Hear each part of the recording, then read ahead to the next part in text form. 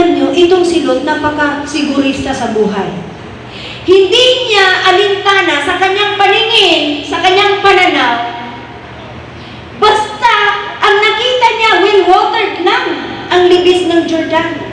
Like the garden of the Lord and like the land of the Egypt. Yan lang po ang nakita niya. Hindi niya nakita na yung lugar na pupuntahan niya ay merong kapahamakan.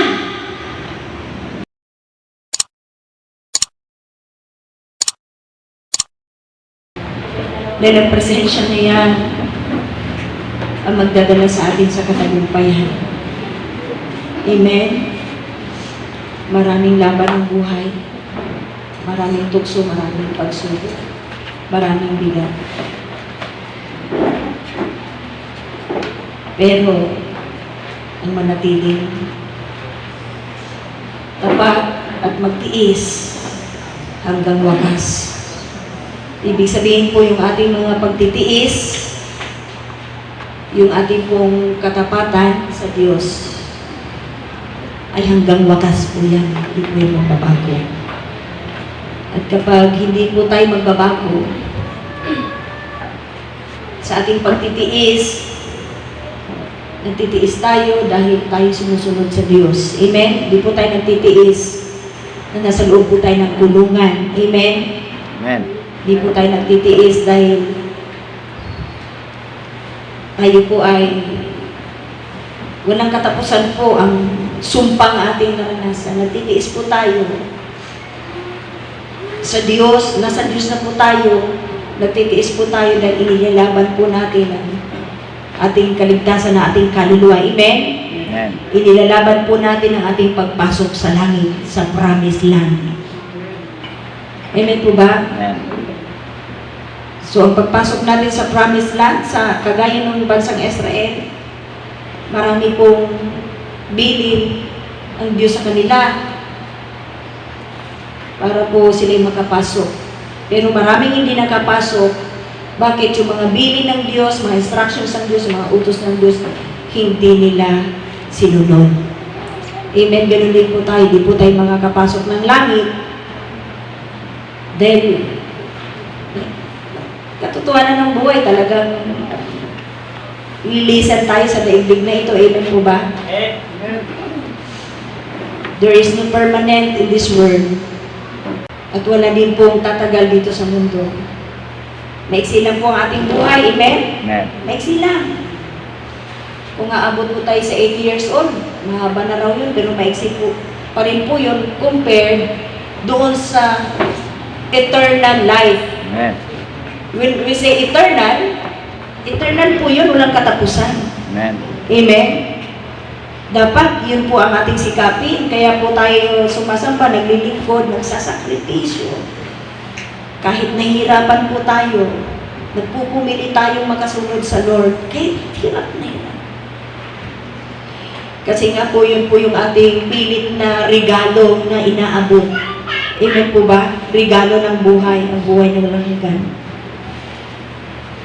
Dahil dalawa lang naman po ang pupunta ng tao, di ba? Kaparusahan walang hanggan at buhay na walang hanggan. At huwag po natin kalimutan na huwag nating i-assume na tatanda pa tayo. Ganitong edad yung pangarap natin ng mga edad, akala natin, aabot po tayo sa mga edad na yun. Well, kung maaabot po tayo, salamat sa Diyos. Lagi po natin i-assume na anytime pwede tayong aalis sa buhay na ito. Amen po ba? Kaya dapat wala po magpapabaya. So ngayon po, as Jesus is my life family, kasi ito tayo, ito setup ng ating gawain. Pero sa setup ng ating gawain, marami namang napagpala. Amen. Gusto nila yung setup ng ating gawain. Ngayon po ay, tayo ay nakaschedule na sama-sama nating gunitain yung ginawa ni Jesus sa krus. Kasi dapat po lagi natin ginugunita. Bakit? Pag nakakalimutan kasi po natin yung ginawa ni Jesus sa krus, yung buhay natin easy-easy. Amen? Yung buhay natin parang taken for granted ginawa ni Jesus sa krus, hindi mahalaga. Mabilis tayong makalimot. Kaya, dapat as banal na pagtitipon, atin po siyang mapag-usapan. Amen? At bago po tayo mag-proceed sa topic, kaya niyo muna akong i-refresh ang verse na ito. Sa 1 Peter 2:24. I-refresh lang po natin. Kasi nga, inaalala po natin siya mismo, si Jesus po yun, ang nagdala ng ating mga kasalanan. So, 2,000 years ago, dinala po ni Jesus Christ ang ating mga kasalanan. Past, present, and future. At ang sabi nito ni Pedro, sa kanyang kamatayan, namatay po ang Panginoon Kristo, hindi po siya nagpakamatay kusa po niyang ibinigay, inalay, as a ransom, bilang katubusan ng ating mga kaluluwa, ng ating mga buhay. Sa kanyang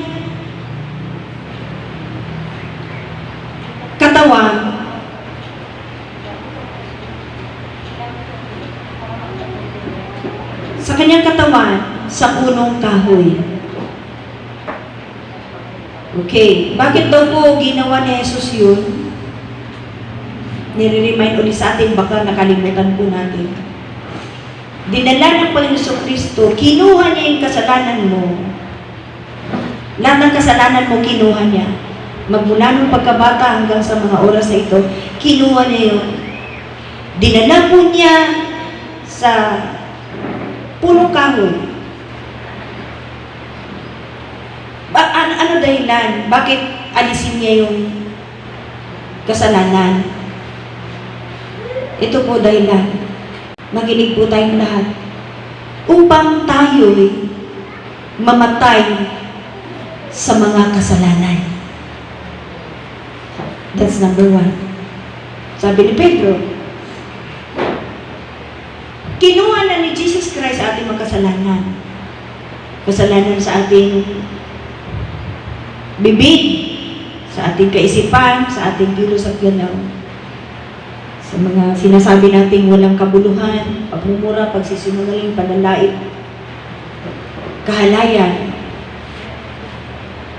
Lahat po ng salita na walang panampalataya, walang pag-ibig, kasalanan ng bibig. Yung mga harsh words, no?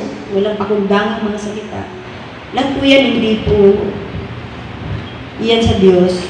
Kinuha na po niya yun. Tapos yung ating pong ginagawa, araw at gabi na ayaw po ng Diyos, hindi po siya nalulugod, hindi po siya natutuwa. Lahat ng gawain natin na kasalanan, labag. Kasi ang kasalanan paglabag, pagrebelde, pagsuway, yun po ang ibig sabihin ng kasalanan sa kautusan ng Diyos. Lahat po yun, kasalanan sa isip, nag-iisip ka ng mahalay, masama, walang kabanalan. Lahat ng ito, tinanggal na yan ni Jesus Christ sa katauhan mo. Nanaw po ba natin? Amen. Lahat ng yon, kasalanan mo sa bibig, sa isip, sa gawa, kinuha ni Jesus Christ yan, inilagay sa kanyang katawan, tapos hinayaan niya yung katawan niya ang masaktan, ang mapako. So, ibig sabihin, nandun na lahat ng kasalanan mo. Ibig sabihin noon, kung ginawa na yun, may kasalanan ka pa ba? Wala ka ng kasalanan. Amen. Kaya, yun po ay ginawa ni Jesus Christ, dahil wala ka ng kasalanan, nais niya na mamatay ka na sa kasalanan. Ibig sabihin, malinis ka na, ibig sabihin, magiging inosente ka na. Dapat wala ka nang dapat gawing kasalanan kasi kaya nga niya kinuha Dahil ayaw niya may kasalanan ka. Ngayon, ayaw po niya nagpapatuloy ka sa kasalanan. Amen po ba? That's only a basic. Napakasimple lang po. 2,000 years ago, at nung nampalataya ka, nung oras at araw na nampalataya ka, tinanggap mo si Jesus, nag-pray ka, naniwala ka, nampalataya ka kay Kristo, automatic, yung ginawa niya sa cross, automatic, nakinabang ka dun. Amen? Automatic, napatawad ka na kaagad sa kasalanan. Nalinis ka na niya kaagad sa kasalanan. Wala ka ng kasalanan. Amen? Kasi kahit 2,000 years ago niya ginawa yun, nung nampalataya ka, naniniwala ka sa ginawa niya, nung naniwala ka nung oras na yun, doon ka niya nalinis at napatawad. Naunawa po ba natin? Ngayon, dahil malinis ka na, gusto niya na mamatay ka na sa kasalanan. Naunawa po ba natin, church? Huwag natin kalimutan, magpakasigurista ka sa sarili mo. Na dapat, ngayon manampalataya ka na ni Kristo, yung ginawa niya sa cross ng Kalbaryo, nakinabang ka na. Amen? Kaya naman, ang gusto ng Panginoon Kristo, mamatay ka na sa kasalanan. Ibig sabihin nung mamatay ka na sa kasalanan, patay ka na sa kasalanan eh. Wala ka nang pakiramdam sa kasalanan. Ibig sabihin, hindi mo na maramdaman na gumawa pa ng kasalanan. Patay ka na eh. Amen? Ang patay, wala na yung pakiramdam. Amen? Amen po ba? Kasi patay na eh. Wala ka nang naramdamang na gumawa ng kasalanan. Kasi, gusto ng Diyos yun. Kalibitin yung katabi mo, kumusta? Yung mga sinasabi mo, iniisip mo, ginagawa mo araw at gabi.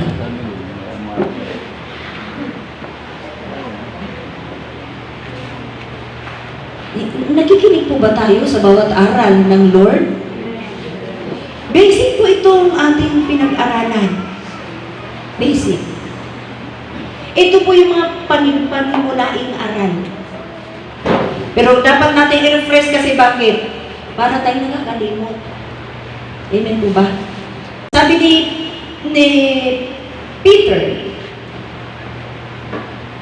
upang tayo mamatay sa mga kasalanan at mabuhay sa katuwiran. Kaya pag sinasabi mong Kristiyano ka, anak ka ng Diyos, sumasamba ka, lingkod ka ng Diyos, at anong kalagayan mo sa harapan ng Diyos? Dapat, itong pangalawa,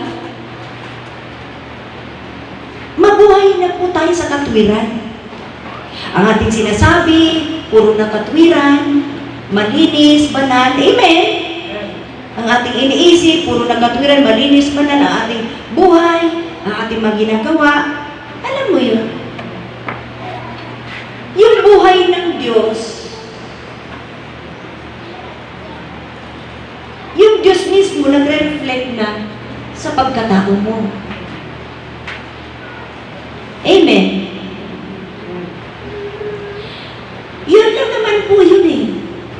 Kaya kung bakit ang Panginoon Kristo ay kailangan mag-alay ng buhay, ini-expect po niya na pagkatapos po niyang gawin yun, pahalagahan mo yun. Dahil kung hindi mo siya pahalagahan, ang sabi ng Hebrews, kung babalik ka uli sa kasalanan, ano pa? It is finished. I died once and for all. Para sa kasalanan mo. Kasalanan natin lahat, no? Jesus died once and for all. Tapos na siya. Namatay na siya. At isang beses lang niya ginawa yun. At doon sa isang beses niya ginawa, Ang nais at gusto niya, yun lang, mamatay ka na sa kasalanan. Mabuhay ka sa katuwiran. Amen? Ang ine-expect po ng Diyos yun na. Makinig ka. Gampanan mo yun. Gawin mo. Amen? Kasi oras na hindi po natin ito pinahalagahan. Actually, ang hell, hindi po yan ginawa ng Diyos para sa tao. Ginawa po ng Diyos ang impyerno, sabi na aklat ng Matthew, para kay Satanas at sa kanyang mga demonyo. Pero, kung hindi po natin pahalagahan yung ginawa ng Panginoon Kristo, kasama po tayo roon. Bakit? Sobra ang naramdaman ng Panginoong Kristo sa cross. Tapos, parang wala na. Naramdaman po ba natin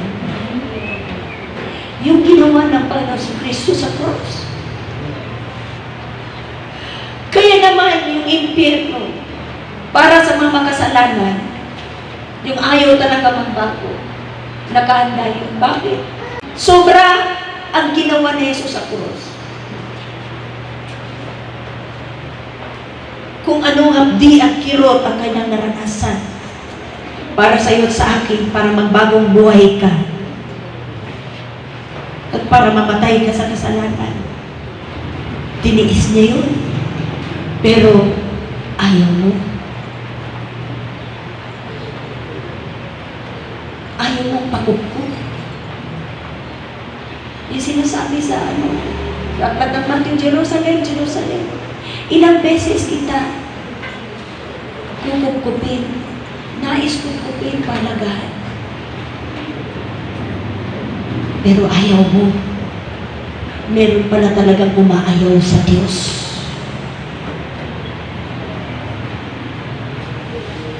Ay po yung mga Israelita, hindi po nila kilala. Alam niyo, sa bansang Israel, chosen nation po yan ng Diyos eh. Pero alam mo, ilang percentage lang sila, 1.8 lang yata. Ang Christian sa bansang Israel, out sa kanilang population, sa bansang Israel, mas marami po ang Islam.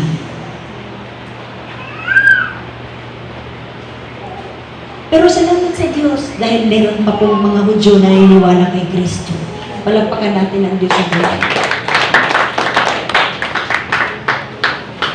Na dapat ang buong Jerusalem, ang buong Israel, yan ang chosen nation, dapat lahat sila ay manampalataya ni Kristo. Amen. Pero yun nga po sinasabi ni Jesus Christ, na ilang beses kita tangkaan ng kukupin, inaabot kinakalinga, pero ayaw mo. Ang pagkukup ng Diyos, pagkalinga ng Diyos, kaya kanya pinili, tinawag, pinahalagahan, mali, inabot, tatanggihan mo? Ano yun? It is a suicide. Ganon din po yun. Yung ginawa ng Panginoon Kristo sa cross ng Kalbaryo. Kapag hindi mo yun alalahanin palagi, hindi mo siya pahalagahan palagi, yung ginawa ni Jesus. Ayaw natin mabuhay sa katuwiran. Ayaw natin mamatay sa kasalanan. Tuloy-tuloy pa rin tayo sa kasalanan. Tuloy-tuloy pa rin. Kahit ayaw ng Diyos, tuloy-tuloy ka pa rin. Para naman yata umaapak tayo niyan sa apoy at para tayong umaapak niyan sa mga balaraw, mga matutulis na bagay. Naman po ba natin, mga kapatid ko? Kung hindi natin pahalagahan ang ginawa ni Jesus, para tayo umaapak na sa apoy at matutulis na bagay. Kaya natin yun? Akala lang natin, hindi natin inaapakan yun ngayon. Pero, actually, yung mga hapdi at kirot, yun pong mga naramdaman po natin ngayon sa buhay. Para kang umaapak na sa apoy at sa matutulis na bagay. Amen po ba? Amen. Kaya wala tayong panagan sa buhay na ito. Kundi, alalahanin po natin ang kamatayan ng Panginoon Kristo. At ang sabi po, dahil sa kanyang mga sugat, ay gumaling kayo. Pag may sakit ka, karamdaman, sabihin mo sa Lord, Lord, nanampalataya na po ko sa iyo. Sinabi mo sa masugat, yung buong puso, buong kalooban, naramdam mo yung paglapit mo sa Panginoon. Sa mga latay niyo po, magaling na ako, nanampalataya po ko araw at gabi, at maghihintay ako, Panginoon, di ako maiinip. Amen po ba? Instant man o gradual, ang healing power ng Lord nagfo-flow sa bawat isa sa atin. Pangawakan po natin. Amen. Hindi pwedeng, hindi na ako gagaling. Yung sakit ko na to, hindi na ako gagaling, talagang hindi na ako gagaling. Huwag mong sabihin yan. Kasi sinabi na ng Biblia na sa mga sugat ng Panginoon, gumaling ka na. Amen. Hindi yung gagaling ka pa lang. Gumaling ka na. Nangyari na. Kaya ang dapat i-claim mo palagi, Lord, magaling na ako sa sakit ko. 2,000 years ago, nasugatan ka na. Nasaktan ka para yung sakit na tumaalis sa buhay ko. Ganawan po ba natin? Amen. At yung dugo mo na dumaloy ay nalinis na ang mga kasalanan. Ganawan po ba natin, mga kapatid ko? Sapagkat kayo'y tulad ng mga tupang naliligaw. Ngunit ngayon ay bumalik na kayo sa pastor at tagapag-alaga ng inyong mga kaluluwa. Amen. Nanawa mo ba natin, church? Amen. Nagkanya-kanya tayong reliyon. Nagkanya-kanya tayong buhay. Nagkanya-kanya tayong pangarap. Nagkanya-kanya tayo. Pero tayo pinag-isa ng Diyos. Amen? Amen. Isang church, isang pamilya. Amen? Hindi na tayo nangaligaw. Yan nga po, pagka kami umayo, pag nagpapakilala, kami po yung taga Jesus is my life family. Kami po yung mga babae at lalaki na ganito, mga palabura kami, mga sinungaling. Nakikinig naman kasi akala ko lang para mga tao to. Pero alam niyo po ba, nung dumating kami kay Kristo, nakilala namin ang Panginoon Kristo, kami pong lahat, ang lahat ng po namin pagiging makasalanan, wala pong direksyon, wala kami kapayapaan, di kami marunong sumampa, di kami, yan kasi mga bungad ng ating mga basic para ipakilala, ipabot sa kanila. Doon pa lang may message na si Lord. Pero nung amin pong nakilala ang Panginoon Kristo, kami po ngayon ay malaya na. Wala kami sa gapo sa kasalanan. Nung amin nakilala ang Panginoon Kristo, dati walang direksyon ng aming buhay, pero ngayon meron na po. Dati hindi po kami marunong mag-pray, hindi po kami marunong magbasa ng Bible, manalangin, pero ngayon nasa Panginoon Kristo na po kami. Dahil sa kabaga na. Nakarating po kami sa Jesus My Life Family sa Panginoon Kristo. Kaya kami po ngayon ay binago na po ng Diyos ang aming mga buhay. Amen. Palampakan po natin ating Diyos ang mga. So I pray to God na na-reflect po natin yung dalawang bagay na dapat tayo mamatay sa kasalanan at mabuhay tayo sa katuwiran. Dapat iyan ka ngayon. Malapitin mong katabi mo, kumusta buhay mo? Patay ka na ba sa kasalanan? Titigan mo sa mata. Patay ka na ba sa kasalanan?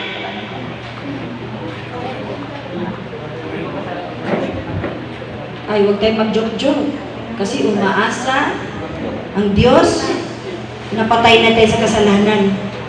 Ibig sabihin, wala ka nang dapat alam. Dahil ang patay, wala nang alam. Amen? Hello? Nag-expect ang Diyos na mabuhay ka na sa katuwiran, sa matuwid na buhay, matuwid na pananalita, matuwid na pag-iisip, matuwid na kilos at galaw, araw at gabi. Dapat yan ka na ngayon eh. Amen? Dapat. Amen? Kristyano ka na, ipakita mo sa buong mundo na Kristyano ka. Amen. Tagasunod ka ni Kristo. Tagasunod ni Kristo, pero tagasunod pala sa kasalanan, tagasunod kay Satanas. Walang ganun. Amen? Praise the Lord. Palakpakan po natin. Magpabukas po kayo sa akin sa aklat po ng Genesis, chapter 13, verse 7. At nagkaroon ng pagtatalo ang mga pastol ng hayop ni Abraham at mga pastol ng hayop ni Lot. Ang Kananeo at ang mga ang Perizeo ay naninirahan noon sa lupain. Sinabi ni Abraham kay Lot, huwag na tayong magkaroon ng pagtatalo. Maging ang ating mga pastol, sapagkat tayo'y magkakapatid. Ang galing ng heart ni Abraham, no?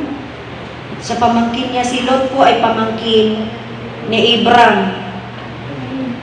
Si Abraham po ay si Abraham po yan. Bago po yung Abraham na yun, nung nagdeklara po ang Panginoong Diyos na ikaw ay magiging ama ng maraming bansa. Kaya ang itatawag sa iyo ay Abraham.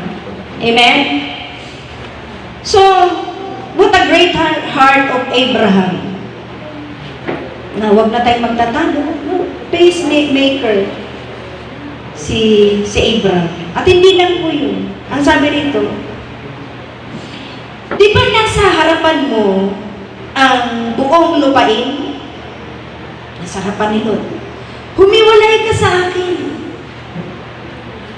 Kapag kinuha mo ang nasa kaliwa, ako ay pupunta sa kanan. O kapag kinuha mo ang nasa kanan, ako ay pupunta sa kaliwa. Ang galing ng heart ni Tito Abraham kay Lot. Mapagparaya. Amen. Amen. Ganyan dapat mga Kristiyano, no? Peacemaker. Hindi pinagmulan ng away, ng gulo, ng tampuhan. Amen. Asawa man yan, o magkapatid, o magka-churchmate. Amen po ba? Amen. Dapat ganun.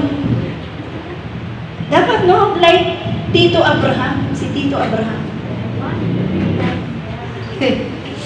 Praise the Lord. So, if you will go to the left, I will go to the right. When you will go to the right, I will go to the left. Ganun po si Abraham. Ngayon po, eto, inilibot ni Lot ang kanyang paningin. Sabi ni Lot, at nahagip, natanaw niya. Ano ang natanaw ni Lot? Natanaw niya ang buong libis ng Jordan na pawang natutubigan, well water, natutubigan mabuti, gaya ng halamanan ng Panginoon, like the garden of the Lord. gaya ng lupain ng Ehipto. Grabe pala ka-abundance din ang kayamanan ng Egypt. Sa gawin ng Zor, ito'y bago winasak ng Panginoon ang Sodoma at Gomora. Kaya pinili ni Lot para sa kanya ang buong libis ng Jordan. At si Lot ay naglakbay sa silangan at sila'y kapwa naghiwalay. So, departed companies. Okay. Naninirahan si Abraham sa lupain ng Kanaan. Natirahan na ni Abraham yung Kanaan, yung promised land. Kailang pansamantala po siyang na-pull out dyan. Okay? Kanaan. At si Lot ay naninirahan sa mga bayan ng Libis. At inilipat ang kanyang tolda hanggang sa Sodoma. Okay? Ang mga tao nga sa Sodoma ay napakasama at makasalanan sa harapan ng Panginoon. Pagpalain ng Diyos ang pagkabasa ng kanyang salita.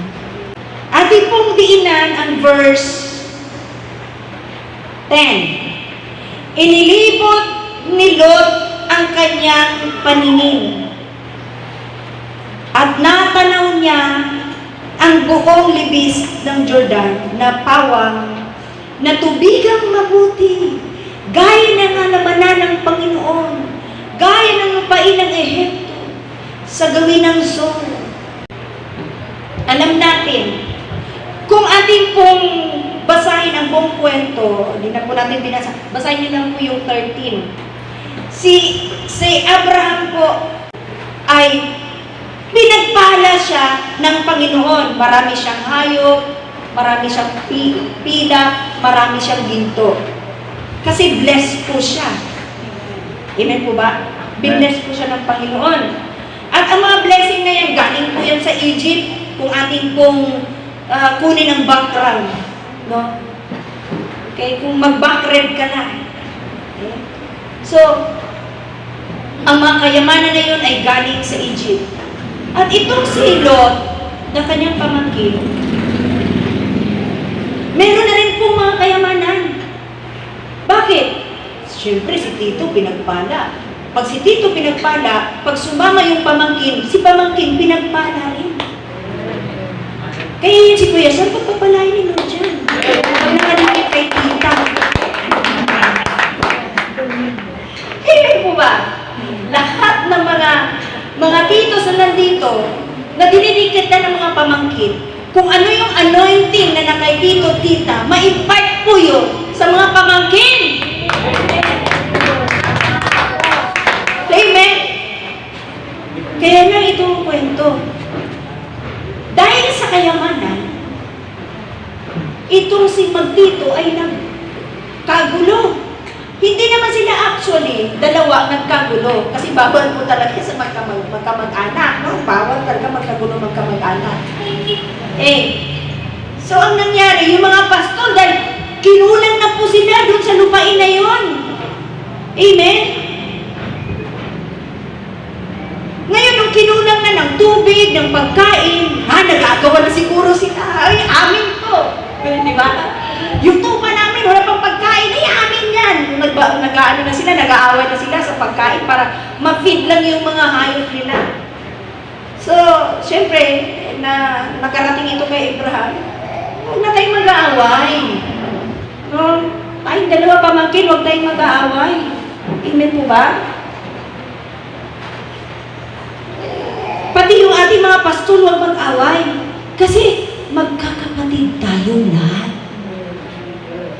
Kaya ninyo, yung magkakapatid sa Panginoon, dapat hindi yan nag-away-away. Amen po ba? Amen. Dapat walang away-away, walang siraan, walang chismisan, walang panirampuri, wala pong ganon. Kasi magkakapatid tayong lahat sa Panginoon. Amen. Sana nakikinig tayo kay Abraham. Kasi si Abraham is the father of faith, the father of multitude. He is the pioneer of faith. He is the pioneer in trusting God. Hello? Amen po ba? Amen. Siya po ang father of faith. Father of many nations. Siya po yun. And we know that He became great. Amen po ba? Because of His faith. At sa ori po ng kanyang puso, talagang ang kalagayan ni Abraham ay may Diyos talaga siya. Amen po ba? Kung ano po yung makadiyos na ugali, meron siya. Amen? Amen. Huwag tayo mag-away-away. Palabitin mo katabi mo, bawal ka magkipag-away, ha? Mag-awal ka magkapag-away. Kasi magkapatid tayo. Mag-away. Dapat yung ka-churchmate mo, dapat yung kapatid mo sa Panginoon, ipagtatanggol mo yan. Ipanalangin mo yan. Mahalin mo yan. Unawain mo yan. Nanawa mo ba natin? Amen. Ay, huwag mag-away. Dapat yung buhay niyan, kung meron kang alam na kasiraan, huwag mo nang ikwento dun sa iba. Amen. Anyway, kung nangyari na yun, may panahon pa tayong bumawi sa Panginoon. Ayusin ang mga dapat ayusin. Amen po ba? Amen. Dapat walang mag-away-away na magkakapatid sa Panginoon. Anong bilin sa atin ng 1 John chapter 4? Love one another. Amen. Nasa 1 John chapter 3 din po yan. Love one another. Dapat pag sinabing love one another, doon ka lang. Love one another. Huwag kang magkaroon ng usapin. Amen po ba? Bakit tayo napunta dyan? Hindi yan ganyan ang topic ko. Okay. So, inilipot ni Lot ang kanyang paningin. At sa kanyang paglibot ng kanyang paningin, nahagip sa kanyang paningin, natanaw niya, aba, itong libis ng Jordan, matubig, okay itong inuman ng aking mga baka, mga asno, mga tupa, okay, mabubuhay ako rito. Parang garden ng Lord. Parang halamanan ng Eden. At parang lupain ng Egypt. Si Lot, tinignan po niya yun. At walang masama sa ginagawa ni Lot. Amen po ba? Ang masama po doon sa pinili ni Lot na comfortable zone. Gusto natin magiging komportable, di ba? Sinong ayaw magiging komportable? Lahat tayo gusto komportable, di ba? Kung ano yung may pagpapala, dapat pupunta tayo roon. Kung ano yung merong malaking kita, dapat doon tayo. Kung ano yung kursong feeling natin na pagkapagtrabaho tayo malaki ang sweldo, doon tayo. Amen! Pero hindi alam ni Lot na napunta siya sa isang lugar nakadikit lang ng Sodom at Gomorrah at ang mga tao doon ay masasama, makasalanan. Hello? Alam nyo, natanaw ni Lot, alam nyo yung mata? The eyes are the windows of the soul. Nanaw po ba natin? The eyes are the windows of the soul. Ito po ang mga mata po ay bintana po yan ng ating mga kaluluwa. Amen. Kung ano po yung nakita mo, register yan sa mind mo. At ang kaluluwa, nandun po yan sa mind. Hello? Kaya windows of the soul. Siya po yung gateway to the soul. At medically, In-examine po yun ng mga ophthalmologist, doktor ng mata, mga optometrist, pinag-aralan ng mabuti. Meron po isang 25 years old na pasyente, pumunta sa isang ophthalmologist. Pinakonsulta yung mata niya kasi nagbe-blurred, no? Meron siyang blurring of vision. Lumalabo, minsan hindi. Nagtataka siya bakit ganun. Hindi stable ang kanyang paningin. So, pumunta siya sa doktor. At alam niyo po ba, yung ophthalmology, syempre, napag-aralan nila malalim mo. Yung kwento niya, ang focus kaagad ng doktor na ophthalmologist ay yung ocular health. Ibig sabihin yung pinakabuo ng mata, pinag-aralan. At yung retina kasi, yun yung, di ako nagkamali, yun yung nag-ano yun na makikita mo yung liwanag. Yun yung para makakita ka. Ngayon po, nung chinek po sa machine, yung kanyang mata, nakita po ng doktor na namaga po yung optic nerve sa likod ng kanyang mata. Na itong optic nerve, sana naiintindihan niyo ako, medical to. Yung optic nerve, ibig sabihin nerve yun sa mata, yung optic nerve. Okay? Ngayon, nakita ng doktor na namaga. So, syempre, yung ocular health, nakita niya, namaga. So, nirefer ito sa isang brain doctor. Kasi yung optic nerve, kadugtong po yan sa ating brain. Hello? Nanonood po ba natin? Ngayon, nakita, kaya pala nalalabo yung mata.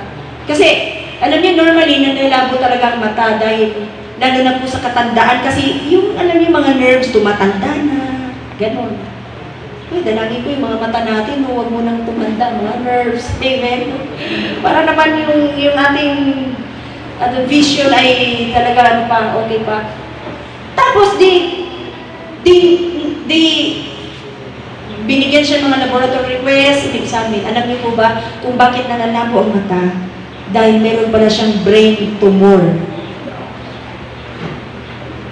Bakit napasok yung kwento natin dyan? Yung mata. Yung mata natin dapat iniingatan natin. Amen.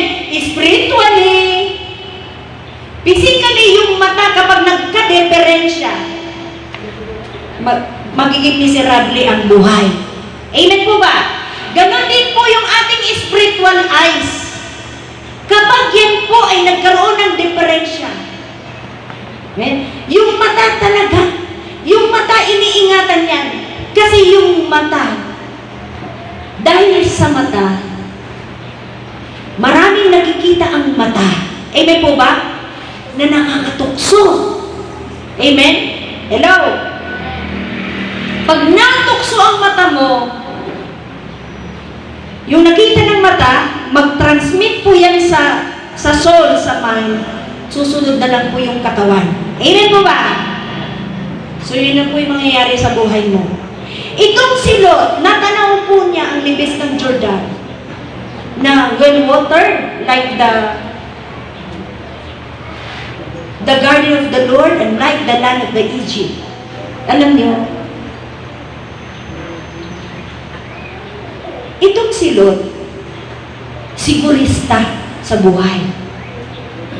Pero si Abraham, if you will go to the left, I will go to the right. If you will choose the right, I will go to the left. Nagpaparaya. Alam niyo, itong si Lot, napaka-sigurista sa buhay. Hindi niya alintana sa kanyang paningin, sa kanyang pananaw. Basta, ang nakita niya, well-watered lang ang libis ng Jordan. Like the garden of the Lord and like the land of the Egypt. Yan lang po ang nakita niya. Hindi niya nakita na yung lugar na pupuntahan niya ay merong kapahamakan. Hello? Paano po natin yan mai-connect sa ating buhay? Alam niyo? Nakita natin na si Lot, merong, sa Genesis 14, kung ating basahin, merong mga hari nag-aaway. No? Yung hari sa Sodom at Gomorrah ay ginera ni Haring Kedorlaomer kasi itong 5 hari umakla sa kanya dahil ayaw na siguro ng pamamahanda, nagrebelde sa kanya. Dinigma ito ni King Kedorlaomer kasama po ng 3 hari. 4 na hari laban sa 5. At yun ginera ng 4 na hari, yung 5 hari sa Sodom at Gomorrah. So, baybayan niyo po yung kwento ko. Sa madalit sabi, si Lot ay nakatira doon banda sa Sodom at Gomorrah. Alam niyo po, sa Sodom at Gomorrah pa na maraming butas, maraming balon. Nung pong matatalo na sila, nagtatakbuhan po sila, tapos nahulog yung iba sa mga balon, sa mga butas. At ito, si Lot. Si Lot, may yung mga kayamanan niya, lahat ng ari-arian niya, mga asawa, mga anak, tauhan, ay dinala po ni King Kedorlaomer. Siya'y nabihag. Nasubaybayan niyo po yung kwento ko. Bakit nabihag si Lot? Si Lot, sigurista sa buhay. Sa buhay po natin, huwag po natin gayahin si Lot. Ang pinipili niya, yung komportable ang buhay niya. Hello! Ayaw ni Lot mahirapan ang tauhan at mga hayop niya. Gusto niyang comfortable, comfort zone. Gusto niya doon. Pero hindi niya tiningnan yung posibleng mangyayari sa kanya. Ibig sabihin po, hindi po niya nilawakan ang kanyang pong pangunawa, pag-iisip, kung ano po yung pupuntahan niyang lugar. Amen po ba? Amen. Sa buhay po natin. Ngayon, mga estudyante, may mga kurso kayong patok. Kaya pinag-aralan niyo yung mga kurso na yan kasi alam niyo, malaki ang sweldo. Amen! Pero tinitingnan nyo ba? Tinitingnan nyo po ba yung future ninyo na kapag nagkaroon na kayo, nagtapos na kayo sa inyong courses na yan, hindi po ba mapasagasaan ang linggo ang paglilingkod ninyo? Hello? Nakuha po ba natin? Amen. Ang nakita natin, malaking sweldo. Will water ang lugar ng libis ng Jordan. Amen! Yung mga kurso ninyo na kinuha, isipin ninyo yung mga trabaho ninyo ngayon. Yung mga careers ninyo, mga relasyon ninyo. Relasyon sa pakikipagkaibigan, sa pakikipagrelasyon para pagiging mag-asawa. Nakita niyo ba? Sana hindi tayo magiging kagaya ni Lot. Ay, mayaman to. Maraming pera to. Maraming dato. Ay, pogi to. O, like Lot, nakita po niya makagandahan ng lugar sa kanyang paningin. Amen po ba? Pero, kagaya ni Lot, hindi niya naisip na yung lugar na yun, yung pinili niya, siya pala ay mapahamak. Kumusta? Yung kurso mo ba ngayon? Pag nagtapos ka, pag nakapagtrabaho ka, makapaglingkod ka pa rin kaya kay Lord, umawawala ka na paglingkod. Sa ending pala niyan, akala mo, okay. Pero pagdating pala, ay hindi na okay. Then mawawala ka na pala sa Panginoon. Yung pinuntahan pala ni Lot ay danger zone. Nanood ba natin, church? Amen. Yung kurso mo ngayon, yung karelasyon mo ngayon, yung trabaho.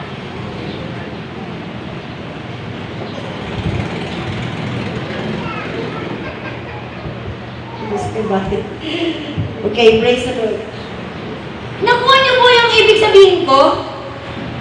Na pag namamili ka sa lugar na ito na pangarap, hello, magiging asawa mo yan, magiging kaibigan mo yan, magiging pamilya mo yan, magiging kurso, trabaho, negosyo mo yan. Dapat, huwag mo lang piliin na mabuhay ka physically. Hello? Amen po ba? Amen. Dapat isipin mo rin na sa dulo ng buhay mo rin ay hindi mapahamak ang kaluluwa mo. Narawan po ba natin mga kapatid ko? Amen. Huwag mo lang tingnan yung nakikita mong magagandang bagay. Hello? Titingnan mo rin ang future ng iyong buhay, ang future ng kaluluwa mo. Kung safety ba? Amen? Baka may trabaho ka ngayon. Mapapahamak pala ang kaluluwa mo. Kumikita ka ng malaki. Maganda yan, walang masama riyan. Amen? Ang tanong, safety ba ang kaluluwa mo? Nakapaglingkod ka pa rin ba? Nakakasamba ka pa rin ba? Wala ka, di ba nasa danger zone ang kaluluwa mo? Nalaman po ba natin, church? Amen.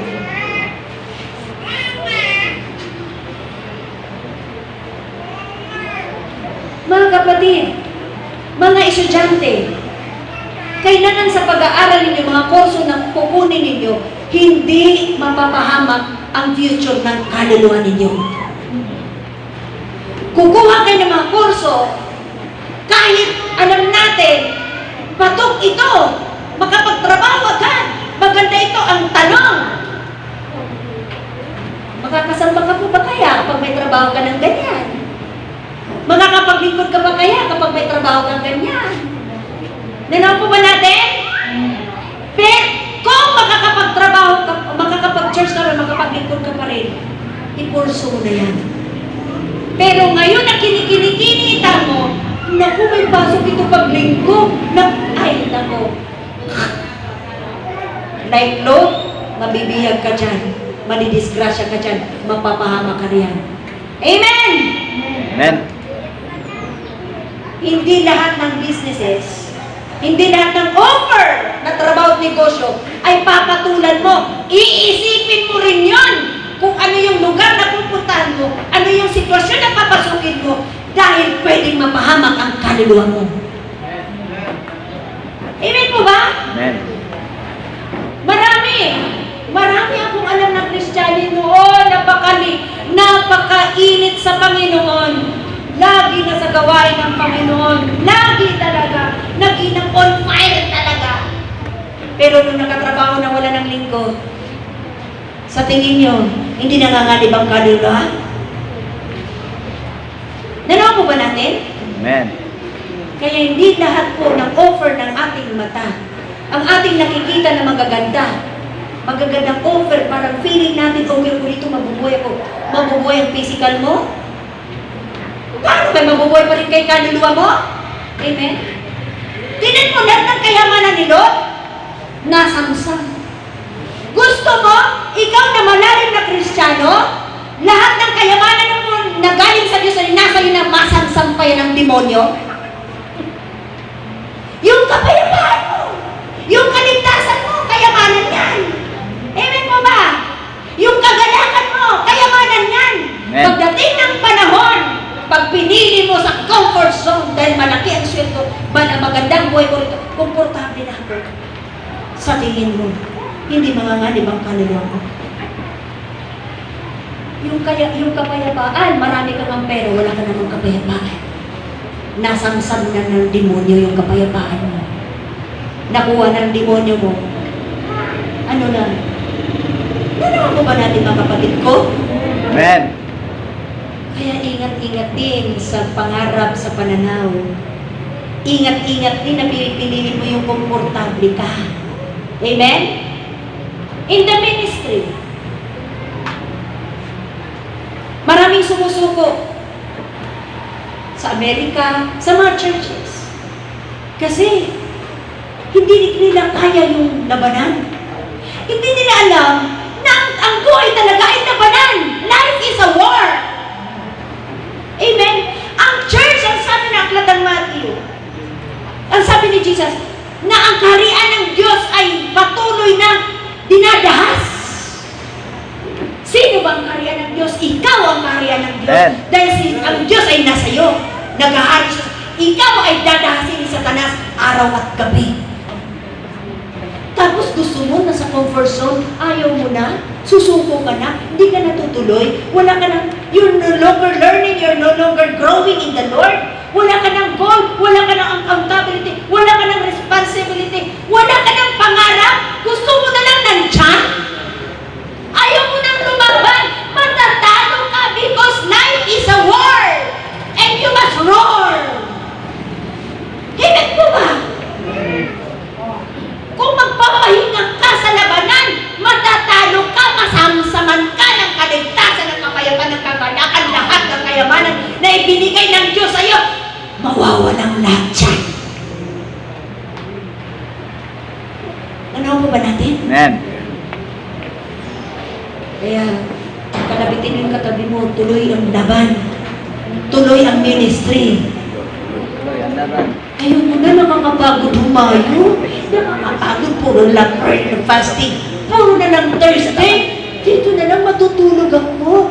Makipagkwentuhan. Manonood na lang ako ng TV. Eh, nasa comfort zone ka. Pag hindi ka alis dyan sa comfort zone mo, manonood ka na lang ng TV. Tinatamad ako. Dito na lang ako. Hihiga na lang ako. Hermeneutics ngayon. Di ba may Sunday naman? Okay lang naman. Ayoko nga, hindi mo na ako sasama. Ang init-init kaya. Amen? Nakakapagod maglingkod. Bakit? Ang Diyos pa napagod sa'yo para intindihin ka, makainit ka araw at gabi, bigyan ka ng hangin para huminga ka. Amen po ba? Hello? Bigyan ka ng lupa para lakaran ka, hindi na nabutas-butas, hindi na lindol. Amen po ba? Hello? Bigyan ka ng tubig para inumin, hangin, libre. Napapagod ba ang Diyos sa'yo? Hello? Tapos gusto mo na magpahinga kasi hayahay kasi pag ganito lang eh. Pag ganitong uri ng buhay ng pagiging manampalataya ko, hindi, walang hassle. Diba? Gusto ko na lang ng ganitong buhay. Ayaw na. Eh, paano yung gift mo? Stop to quit your gift because your gift will make a room for you. Yung regalo na talento ng Diyos sa'yo, yan po rin ang magbubukas sa'yo. Hello, ng pintuan sa katagumpayan. Amen. Tapos ayaw natin. Gusto natin sa comfort zone lang, okay na kung ganitong buhay. Ayaw ko nang maglingkod, nakakapagod eh. At saka ang daming bawal, at saka ang daming ano. Parang alam niyo ba? Na kahit-kahitan ang buhay natin, hindi magiging komportable. Dahil nandiyan ang demonyo, lagi kang dinadahas. Tapos nangangarap ka, lagi ka sa comfort zone mo. Kalabitin mo yung katabi mo, step out from your comfort zone. Kailan ka mag-step out? Kailan ka mag-step out? Gusto mo na lang ng ganyan ang buhay?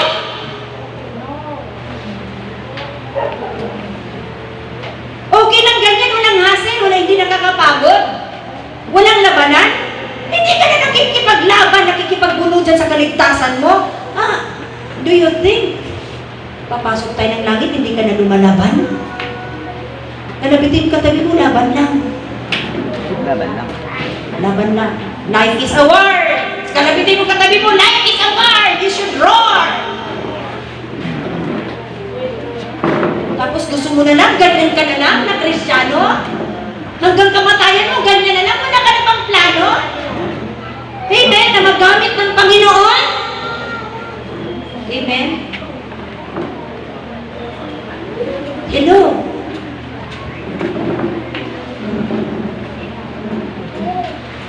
Amen. Umalis ka na dyan sa pagiging komportable mo. Ano ba yung ibig sabihin ng comfort? Easy life. Easy. Easy lang. You want to be an easy Christian? Yan. Gusto niya sa easy life. With water. Like the garden of the Lord. Like the land of the Egypt. Tingnan mo. Gusto niya doon. Sa komportabling lugar. Tingnan mo. Pero malapit sa kapahamakan. May mga sitwasyon na buhay mo ngayon komportable ka. Pero hindi mo pa na alam. Mapapahamak na kaluluwa mo. Step out! That kind of comfort zone. Amen? Amen. Ganoon po natin, church? Amen. Tayong lahat ay tumayo.